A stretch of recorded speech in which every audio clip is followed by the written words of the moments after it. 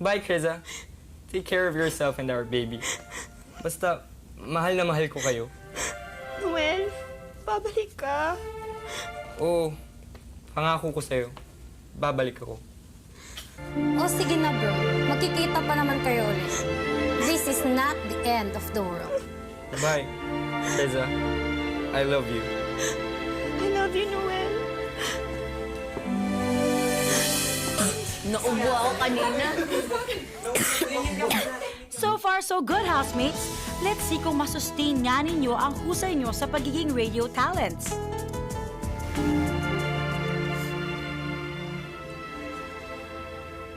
Matapos palayasin sa kanilang bahay, ay lubhang naguluhan si Kreza.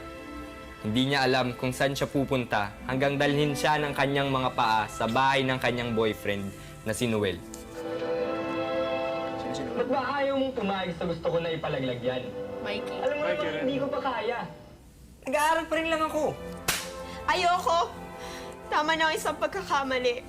Hindi ko idadamay ang anak natin. Wala siyang kasalanan. Kung hindi mo kami kayang panindigan ng anak mo, magmula ngayon, hindi mo na ako makikita. Patawarin mo ako. Hayaan mong yakapin kita. Nabigla lang ako. Mahal na mahal kita. Hindi ko kayang mawala ka sa akin. Ipagtatapat natin sa mama ko ang pagdadalang tao mo. Dahil mahal naman talaga ni Noel si Kreza, kaya't hindi natapos ang araw na iyon at agad din nilang ipinagtapat kay Doña Andora ang tungkol sa pagbubuntis ni Kreza. Pero kung akala ni Kreza na matatapos na ang kanyang problema, ay nagkakamali siya. Francesca! Huwag mo masyadong ibagsak ang pinto at baka makahalata ang kapatid mong si Noel na ayaw nating nandito yung si Kreza na yan. Wala akong pakialam. Ewan ko ba sa inyo, Mami, kung bakit pumayag kayong tumira dito yung gold digger na yan? I'm sure sinadya niyang magpabuntis para makiparte sa pera natin. Easy lang, Iha. Ano namang magagawa niyang si Kreza? Eh, bobo yan. Tsaka next week, aalis na papuntang Amerika si Noel para mag-aral. Ewan ko lang kung hindi niya pagsisihan ang araw na nagkakilala sila ni Noel. May point ka dyan, Mami. At dumating na nga ang araw ng pag-alis ni Noel. Binalot ng lungkot ang puso ni Kreza dahil sa paglisan ng kasintahan. Huwag kang malungkot, Kreza. Pansamantala lang naman ang pag-alis ko papuntang Amerika. Basta ang isipin mo, mahal na mahal ko kayo ng magiging anak natin at lahat ng ito'y ginagawa ko para sa inyo. Pero hindi ko maalis sa sarili ko na malungkot. Natatakot ako. Ano ikinakatakot mo? Nandiyan naman sila Mami at Ate Francesca.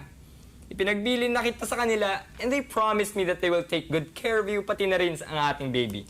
Oo nga naman, Iha. Halika't nga't yayakapin kita. Ipanatag mo ang loob mo dahil habang wala si Noel, kami ng Ate Francesca mo ang mag-aalaga sa'yo. Thank you, Mommy. Sabi na sa'yo, Kreza. O siya, you have to move, bro. Otherwise, baka maiwan ka ng flight mo. Traffic pa naman. Oo nga, saka mas humihirap magpaalam habang tumatagal. Bye, Kreza. Take care of yourself and our baby. Basta, mahal na mahal ko kayo. Noel, babalik ka. Oo, pangako ko sa'yo. Babalik ako. O sige na, bro. Magkikita pa naman kayo ulit. This is not the end of the world. Bye, Kreza. I love you. I love you, Noel.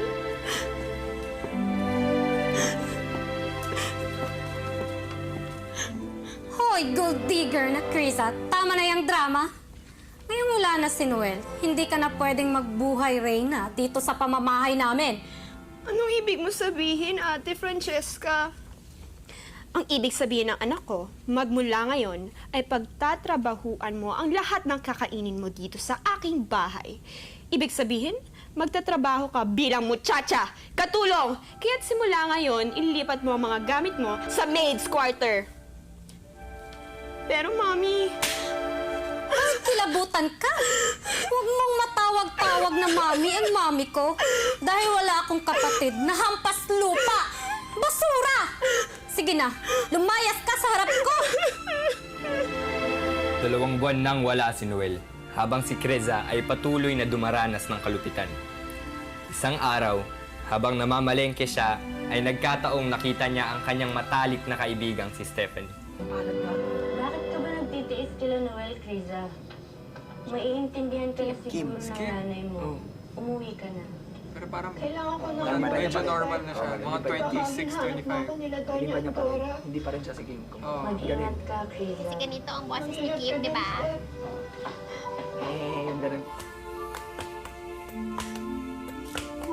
Dahil sa awa sa kanyang kaibigan, agad na tumuloy si Stephanie sa bahay ni Aling Lourdes. Dito niya isinumbong ang ginagawang pang-aapi kay Criza ng mag-inang sina Doña Andora at Francesca kay Aling Lourdes. Dahil dito'y magkahalong awa at galit ang agad na naramdaman ni Aling Lourdes. Anak! Anak! Ilabas niyo si Criza! Ilabas niyo ang anak ko! Anong kaguluhan to?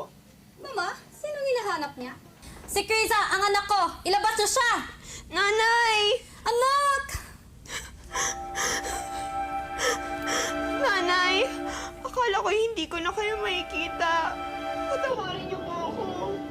Patawarin mo anak ko, anak. Dahil hindi kita inunawa. Mahal na mahal kita. Umuwi na tayo. Salamat, Nanay. Salamat.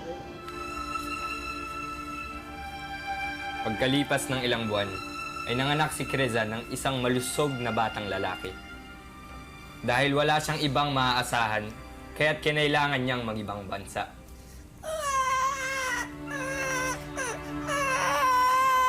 Inay, ikaw na bahala sa anak ko. Kailangan ko nang gawin to. Para kay baby Michael at sa inyo. Huwag kang mag-alala sa amin. Alagaan mo palagi ang sarili mo. Pag may problema ka, huwag kang makakalimot na tumawag sa itaas. Nagsipag at nagtiis si Criza sa lahat ng hirap sa ibang bansa. Doon ay laging nasa isip niya ang kanyang ina at anak. Makalipas ang ilang taon, bumalik din si Criza sa Pilipinas matapos siyang makaipon ng sapat na halaga para makapagpatayo ng isang maliit na negosyo. Sa paglipas ng panahon ay naging matagumpay siya at umasenso. Bastos ni Michael, Samantalay hindi dahil umuwi. sa luho ay naghirap ang pamilya nila Doña Andora at dahil doon ay nagdesisyon sila na ibenta nila ang kanilang mga ari-arian. Ang hindi nila alam, ang nakabili ng mga ito ay si Criza. Congratulations, housemates.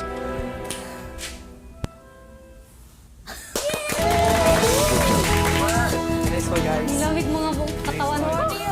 Pinagpawisan ako doon sa kuha ng bata. Excited.